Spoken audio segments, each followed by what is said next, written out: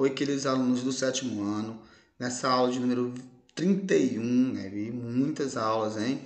Aula de número 31, a gente vai falar de máquinas simples e máquinas complexas. Então, vamos para o nosso primeiro slide para a gente se aprofundar um pouco mais sobre isso. Próximo slide. Então, o que seria máquinas? O que seriam máquinas? Máquinas, elas são aparelhos, instrumentos, né, criados pelo homem para aumentar, intensificar, né, uma força aplicada.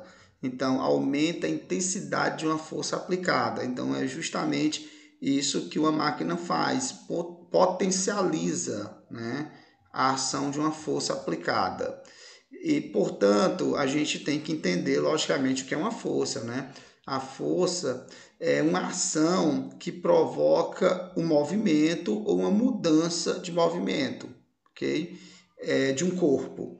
Então, por exemplo, se um corpo está em repouso, a força pode fazer esse corpo entrar em movimento. Se esse corpo está em movimento, a força pode fazer com que esse corpo cesse o movimento. E também, se esse corpo está em movimento retilíneo, a força pode fazer esse corpo passar de um movimento retilíneo para um movimento curvilíneo. Então, a força é isso. A força é a ação que provoca ou modifica o movimento de um corpo, né?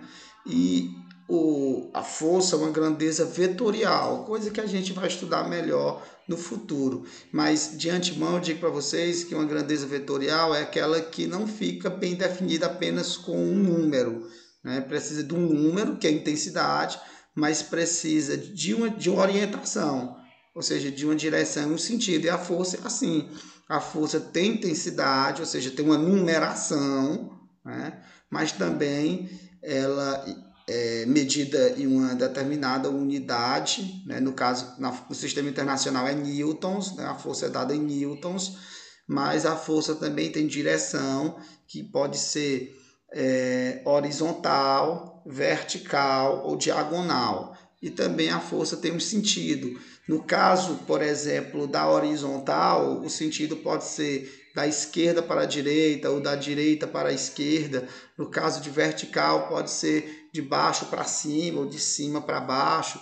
Por exemplo, se eu tenho aqui esse objeto e nesse objeto eu aplico uma força, né? Então essa força tem um certo valor, tem uma certa intensidade e tem uma direção, ó. A direção é horizontal e o sentido, no meu caso, né, que eu estou olhando aqui, é da esquerda para a direita. Então aqui também, ó, essa pessoa está aplicando uma força nessa pedra, né? Então, e essa força, ela tem uma certa intensidade, né? Tem uma direção também que é horizontal e tem um sentido, que é no sentido que ele puxa, né? Aqui para mim, da esquerda para a direita, ok? Então veja, entendendo, portanto, o que é força e é aquilo que modifica, né, o movimento dos corpos, nós vamos agora, e sabendo que as máquinas fazem justamente isso, potencializam a força, agora vamos ver os tipos de máquinas. Nós temos as máquinas simples e as máquinas complexas. As máquinas simples, o homem utiliza há muito tempo as máquinas simples. As máquinas simples, elas envolvem principalmente sistema de alavancas, né? Então, exemplo ali de máquina simples, uma tesoura é uma máquina simples, o martelo é uma máquina simples, o nhex ali, né? Para você cortar ali, diminuir o tamanho das unhas, que é muito importante, né? Porque fica sujeira ali sob as unhas, né? Então, veja, e várias outras coisas, a talhadeira, o parafuso, o machado, tudo isso são bons exemplos de máquinas simples, né? Muito relacionado com o sistema de alavancas, que eu vou mostrar no próximo slide. Aí as máquinas complexas, eu trouxe apenas um exemplo, mas são muitos outros exemplos. A parafusadeira, né? A furadeira, melhor dizendo, né? A furadeira. A furadeira porque é uma máquina complexa? Porque envolve várias estruturas, inclusive estruturas elétricas, né? Então aí é uma máquina complexa, tranquilo? Vamos para o próximo slide. ou seja, envolve vários componentes, né? A máquina complexa envolve vários componentes, inclusive componentes elétricos. Vamos para o próximo slide. E agora, como eu disse, as máquinas simples, elas, em via de regra, normalmente envolve o sistema de alavancas, né? Então, vamos ver, portanto, quais são os componentes de uma alavanca. Uma alavanca tem os seguintes componentes, né? O ponto de ação. O ponto de ação, eu posso usar o que aqui? Nós temos várias alavancas. Eu vou usar o martelo como exemplo, né? O ponto de ação, ou eu posso... Não, vamos martelo mesmo. O ponto de ação é onde vai ser aplicado a força, né?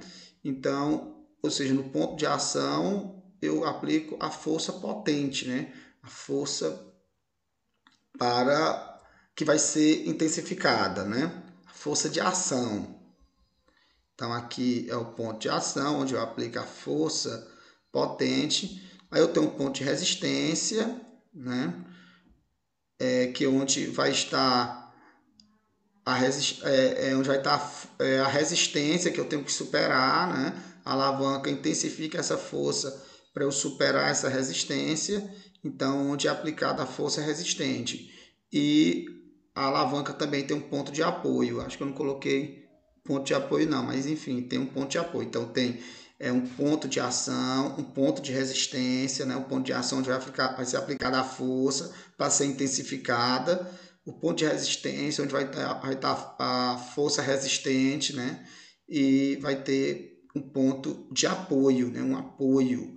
Todas essas alavancas, elas vão ter tudo isso, vão ter um ponto ponto de ação, onde vai ser aplicada a força potente, um ponto de resistência, onde vai ter a força resistente, que vai ter que ser superada, e também um ponto de apoio.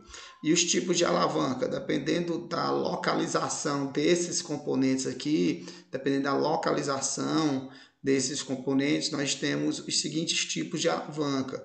Nós temos as alavancas interfixas.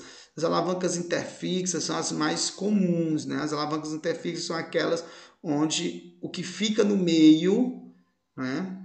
O que fica sobreposto, que fica no meio, interposto, melhor dizendo, o que fica interposto é o ponto de apoio. Então, a alavanca interfixa é o que fica interposto, que fica no meio, é o apoio, né? O ponto de apoio. Veja a tesoura, um ótimo exemplo de alavanca interfixa. Ó.